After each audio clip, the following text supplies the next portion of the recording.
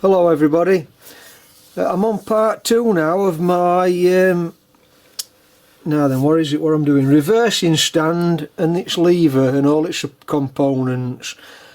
You'd have seen in part 1, if you take a look back, where you saw me make the actual stand and the actual bracket that the stand fits on, and the other part of the stand here, which is, the paint's not quite dry on that. It's just a mirror image of that top part of that stand, and it's going to bolt onto that stand with 2 spaces in between, so that your lever goes in the middle. So if you take a look back at that, there's me bracket. So that's going to fit on side at frame at Loco, like that way, and then this is going to bolt on with floor at cabin between onto that bracket like that.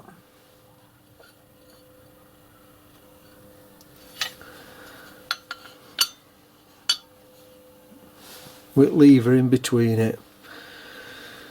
So that's part 1. I'll just move these so they don't get in the way. So on this part then, I couldn't manage to do it all in one part, it were too long. So on this part I'm doing the actual lever, which is done. So the lever, what else is there?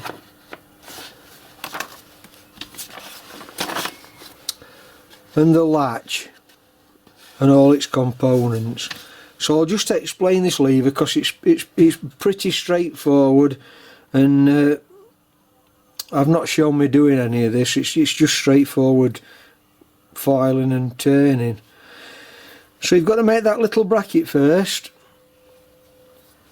which is here, and that's just riveted onto the actual lever, which is made from 3/16 by 3/8 by 6 and 3/16 long. Then there's this little turn handle, which is 5/16 diameter at the top, 1/4 at the bottom before it gets to the little collar. Then you leave a little 16th collar on or whatever, and then a little spigot. Then you drill into the top of this lever, put your handle in, and either silver solder it or braze it, which I've done there. So that's the lever, and then it's just a matter of putting your holes in at the relevant positions on the dimensions for all the pivots. But you leave these 2 holes till the very end, till you've made your clasp. Then you're going to fit your clasp over it and transfer your holes through your clasp. So leave them 2 holes till last. So that's the lever, which is here, the reversing lever, and it's made in mild steel. I've made the actual top of the handle in stainless, because that's not going to be painted. So that's the handle then. Then I moved on to this little latch here, and it's just from some 1/8 plate, and it's just like a letter T to those dimensions, 1/2 inch wide, 1/4 inch on the T part, and 3/16 on the rest of it out to 1/8, and I've got to drill a little 1/16 hole in the very top. I think that's where it attaches to the lever. So that's the latch,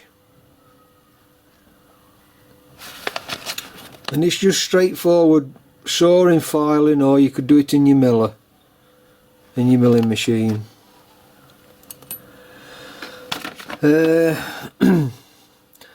Now I'm moving on to, well, I've done this little pivot pin. I've just got to part it off. I left a bit of stock on so I could get my hole drilled, so I got something to hold on to. That's the pivot pin. I shown you the spacers earlier. I did them spacers when I did the other in part 1. Now then, this clasp and this latch lever is the last two components. And I thought I'd make this out of stainless steel because, like I said, this bit gets all the handling, so I won't be painting that, it'll just wear off. And I'm making it out of some stainless. Well, I didn't have no stainless flat bar, but I had plenty of this round stock, and it's 15/16 diameter. It must be a metric size, 24mm I think. So I cut a piece of that off a 6 foot length that I had, and I've milled each side down till I've got 5/16 in the centre, which is the thickness of the lever at the bottom and the clasp. So I'm going to make my clasp and my lever out of that. And I'm leaving it, I'm going to saw it off now where I've milled up to, and I'm going to leave that length so I've got something to grip in my miller. And I'm just going to mill that 3/16 slot in the clasp, which is there, if you can see it. And once I've got that slot milled in, it's 3/16 wide by 1/2 inch deep. Then I can just cut it off, either saw it off or whatever, and then just trim the top up on my miller to get that top face, and then bring it down to its relevant dimensions and put those two, what size holes are they? It doesn't actually say on that drawing. It says in right up, I think they're number 43 holes. So that's the clasp, and then I'm going to, once that's sawn off, I'll still have a bit of stock to hold on to. Then I'm going to mill this slot in this lever, and once I've got that slot milled, it's a matter of just getting your dimensions at the end here, your relevant dimensions, and then in the write up you just file that handle shape on as near as you can to that shape, and it's reduced on that plane, and there's a slight radius on that plane, and that's what I'm going to move on to next.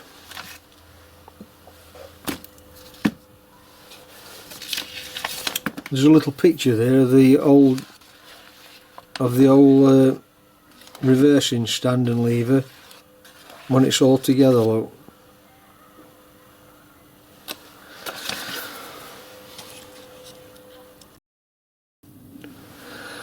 Reversing stand update. Right, I've got the little clasp finished now, and remember I said earlier on, leave those two holes in the actual handle part till you've done your clasp, so you can transfer your holes from your clasp into this lever.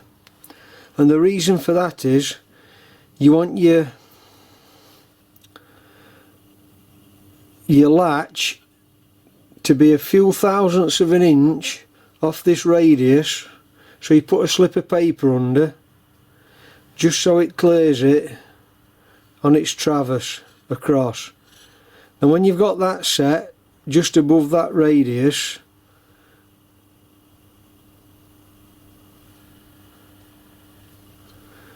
you can just put a little clamp on and mark your holes off to drill your lever,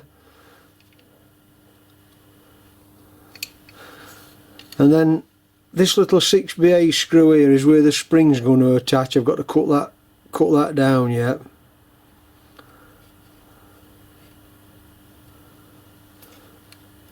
So that's the clasp, and I've moved on to the handle now. And just a little tip before I go any further with this, I've got it all marked out now, and before I'm machining this stock off or sawing it off, I've drilled my holes and I've thinned the handle down on my miller from 5/16 to 1/4 on that plane, with a little radius in the corners here, like it says on the drawing. There. And now I've got that done, I've been able to hold that in my milling vise with no problem. I'm going to saw this chunk out here and then file that handle to that shape as I've marked it out.